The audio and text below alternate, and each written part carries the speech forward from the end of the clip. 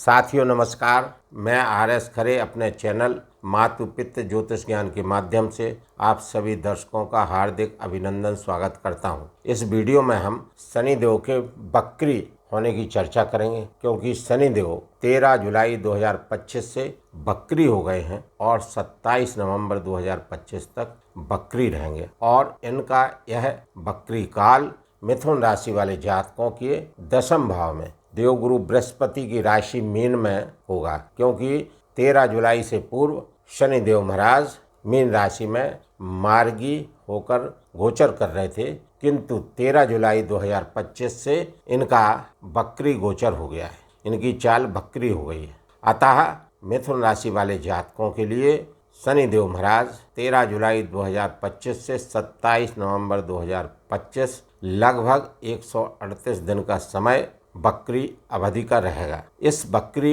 अवधि में शनिदेव महाराज के द्वारा मिथुन राशि वाले जातकों को क्या क्या सकारात्मक क्या क्या नकारात्मक फल देखने को मिलेंगे, इन्हीं सब बातों की चर्चा इस वीडियो में विस्तार से करेंगे।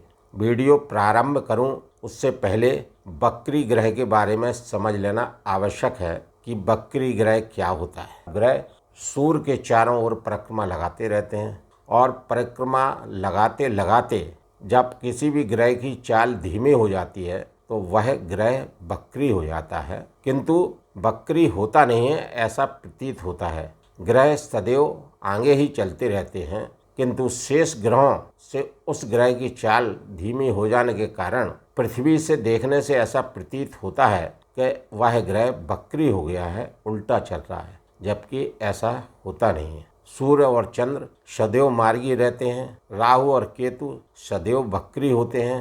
मंगल, बुध, बृहस्पति, शुक्र, शनि ये 5 ग्रह ऐसे हैं जो हर साल मार्गी और वक्री होते रहते हैं। इसी तारतम्य में मिथुन राशि वाले जातकों के दशम भाव कैरियर भाव में कैरियर भाव के स्वामी कर्म फलदाता शनिदेव महाराज वक्री हो गए हैं और यहाँ पर 27 नवंबर 2025 तक वक्री ही रहेंगे। जब भी कोई ग्रह वक्री होता है तो उसका चेष्टा बल बढ़ जाता है। चेष्टा बल का मतलब फल देने की क्षमता में कई गुना वृद्धि का होना, और ऐसा इसलिए होता है कि उस वक्री ग्रह की दूरी सूर्य से अधिक हो जाती है और पृथ्वी के करीब आ जाता है। तो सूर्य से दूरी अधिक होने के कारण सूर्य की रश्मियों के प्रभाव से दूर हो जाता है और फल देने में समर्थ हो जाता है। पृथ्वी के समीप आने पर पृथ्वी पर जनमानस पर अपने अधिक प्रभाव दिखाने लगता है, पावर बढ़ जाती है। कुल मिलाकर शनिदेव महाराज की स्थिति मिथुन राशि वाले जातकों के लिए यही हो गई है। वक्री हैं तो चेष्टा बल बढ़ गया, चेष्टा बल बढ़ गया तो फल देने की क्षमता बढ़ गई और एक घर पहले का फल देंगे, क्योंकि वक्री हो गए हैं, स्लो हो गए हैं, तो अब ये एक घर पहले यानी मिथुन राशि वाले जातकों के भाग्य भाव के जो अधूरे फल छूट गए थे, जो अधूरे काम छूट गए थे, वो यहाँ पर पूर्ण करेंगे। अब यह शुभ फल क्या सभी को प्राप्त होंगे? क्योंकि मिथुन राशि वाले जातक करोड़ों की संख्या में हैं, तो क्या सभी को शुभ फल प्राप्त होंगे? नहीं। क्या सभी को अशुभ फल प्राप्त होंगे? नहीं। कुछ लोगों को शुभ फल प्राप्त होंगे और कुछ लोगों को अशुभ फल प्राप्त होंगे, और यह शुभ और अशुभ फलों की प्राप्ति निर्भर करेगी उन मिथुन राशि वाले जातकों की लग्न कुंडली में, जन्म कुंडली में शनिदेव महाराज की स्थिति पर, कि शनिदेव महाराज जन्म कुंडली में किस स्थिति में विराजित हैं, मजबूत हैं, शुभ हैं या कमज़ोर हैं, अशुभ हैं। यदि शनिदेव महाराज लग्न कुंडली में मिथुन राशि वाले जातकों की जन्म कुंडली में 3, 6, 11 भाव में स्थित हैं, तुला राशि में उच्चस्थ हैं, सूर्य के साथ अस्त नहीं हैं, अंश बल में अच्छे हैं, आपकी लग्न के लिए अकारक नहीं है, मारक नहीं है, तो निश्चित रूप से इस वक्री अवधि में उन मिथुन राशि वाले जातकों के लिए शनिदेव महाराज किसी वरदान से कम साबित नहीं होंगे। और जिन जातकों की कुंडली में शनिदेव महाराज कमज़ोर हैं, अस्त हैं, नीचस्थ हैं, त्रिक भाव में हैं, आपकी लग्न के लिए अकारक हैं, मारक हैं, तो यह पक्का समझिए उन मिथुन राशि वाले जातकों को अशुभ फलों की प्राप्ति अधिक मात्रा में होगी। अब अशुभ फलों की प्राप्ति न हो, शुभ फल ही प्राप्त हों, उसके लिए वीडियो के अंत में उपाय दिए जाएंगे, जिन्हें करके आप शनि के शुभत्व को प्राप्त कर सकते हैं। अतः मैं अपने प्रिय दर्शकों से विनम्र अनुरोध करता हूं कि वीडियो को अंत तक अवश्य देखें, ताकि शनि के इस वक्री प्रभाव के बारे में समझ सकें और उपाय करके लाभान्वित हो सकें। शनिदेव महाराज दशम भाव, जो कि कर्म का भाव है और कर्म फलदाता है, काल पुरुष की कुंडली में दशम भाव और लाभ भाव के स्वामी हैं। लेकिन यहाँ पर मिथुन राशि वाले जातकों की कुंडली में भाग्य भाव और दशम भाव के स्वामी हैं और दशम भाव में बैठे, कर्म भाव में बैठे। तो यह निश्चित है कि मिथुन राशि वाले जातकों का इस वक्री अवधि में कैरियर अच्छा रहेगा। कार्य स्थल पर उन्नति देखने को मिलेगी। जो लोग किसी भी सरकारी नौकरी में हैं, प्राइवेट नौकरी में हैं, उनको कार्य क्षेत्र में उन्नति प्राप्त होगी।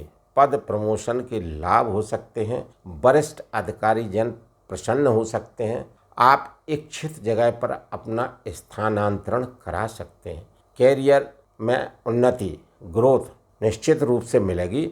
शनिदेव महाराज की 3 दृष्टियां होती हैं, तीसरी दृष्टि, 7वीं दृष्टि और 10वीं दृष्टि। और शनिदेव महाराज जहां स्थित होकर गोचर कर रहे हैं वो, और चूंकि बकरी है तो एक घर पहले का फल, यानी 5 भावों को प्रभावित करने का कार्य शनिदेव महाराज करेंगे। और इन 5 भावों के कारकों से मिथुन राशि वाले जातकों को शुभ और अशुभ फलों की प्राप्ति कराते रहेंगे। यहाँ पर मैं अपने प्रिय दर्शकों से विनम्र अनुरोध करता हूँ कि इस वीडियो में मेरे द्वारा दी जा रही जानकारी यदि आप सभी को अच्छी लगी हो तो कमेंट्स में जय श्री राम, जय श्री हनुमान लिखना ना भूलें। साथ ही चैनल को लाइक, सब्सक्राइब एवं शेयर करना भी न भूलें। साथ में बेल आइकॉन को प्रेस करना भी न भूलें, जिससे आपको सभी वीडियोस की नोटिफिकेशन प्राप्त होती रहे। जैसा मैंने पूर्व में बताया कि शनिदेव महाराज की 3 दृष्टियां होती हैं, तीसरी, 7वीं, 10वीं।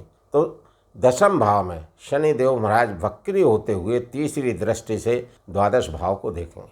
और द्वादश भाव विदेश का भाव है, अनावश्यक खर्चा का भाव है, अस्पताल का भाव है, कोर्ट कचहरी का भाव है, घर से दूर यात्रा, लंबी यात्रा का भाव है। तो चूंकि शनि महाराज की तृतीय दृष्टि मिथुन राशि वाले जातकों के लिए शुभ रहेगी, क्योंकि मिथुन राशि वाले जातकों के लिए शुक्रदेव महाराज पंचमेश होकर राजयोग कारक हैं और शनिदेव महाराज के प्रगाढ़ मित्र हैं शुक्रदेव। और शनिदेव महाराज की तीसरी दृष्टि शुक्रदेव के घर पर है, वृषभ राशि पर है।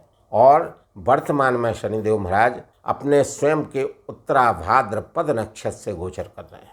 तो पूर्ण रूप से नक्षत्र वाइज स्वयं के पूरे फल देने में सक्षम है और अपने प्रगाढ़ मित्र शुक्र के घर पर स्थिति दृष्टि होने से द्वादश भाव के कारकों से लाभ देने का कार्य करेंगे। जो मिथुन राशि वाले जातक विदेश में रहकर कार्य कर रहे हैं उनकी उन्नति निश्चित है। उनको धन के लाभ भी प्राप्त होंगे, कैरियर भी अच्छा चलेगा, कैरियर से उनको बेहद लाभ प्राप्त होंगे, भाग्य का बेहद सपोर्ट उनको मिलेगा। शनिदेव महाराज की 7वीं दृष्टि चतुर्थ भाव पर होने से भूमि भवन के कार्यों से लाभ दिलाने का कार्य करेंगे, क्योंकि चतुर्थ भाव के स्वामी बुध देव हैं, जो कि राशिपति लग्नाधिपति हैं और शनि देव महाराज के परम मित्र हैं। अतः चतुर्थ भाव के कारकों से भी शनि देव महाराज लाभ दिलाने का कार्य करेंगे। जो लोग रियल एस्टेट में काम कर रहे हैं उनको लाभ देखने को मिलेंगे। केवल माता के स्वास्थ्य का थोड़ा सा ध्यान रखना पड़ेगा।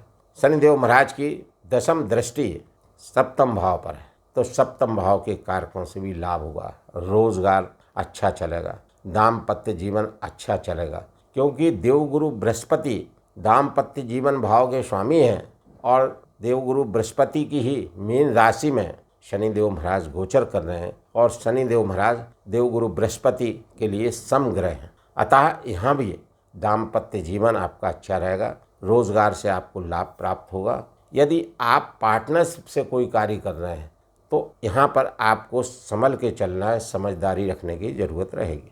जैसा मैंने पूर्व में बताया कि शनिदेव महाराज एक घर पहले का भी फल देंगे तो भाग्य भाव का भी फल देंगे, और भाग्य भाव के स्वामी स्वयं शनिदेव महाराज हैं और इनकी मूल त्रिकोण राशि भाग्य भाव पर पड़ रही है। जब भी शनिदेव महाराज अपनी किसी भी दृष्टि से कुंभ राशि को देखते हैं या गोचर करते हैं तो उच्चस्त सरीखे फल देने का कार्य करते हैं। ये त्रिकोण भाव है, धार्मिक यात्राएं करा सकते हैं, धार्मिक कार्य करा सकते हैं, जिससे आपके कैरियर में आपको उन्नति देखने को मिलेगी। यहाँ पर मैं अपने मिथुन राशि वाले सभी जातकों से निवेदन करता हूँ, क्योंकि शनिदेव महाराज कर्म फलदाता हैं, कर्म करा के ही फल देते हैं और कैरियर भाव में, कर्म भाव में ही गोचर कर रहे हैं और वक्री हो रहे हैं। तो इस अवधि में आप सभी डटकर मेहनत करें, हार्ड वर्क करें, ईमानदारी से कार्य करें, अनैतिक कार्य से बचे रहें,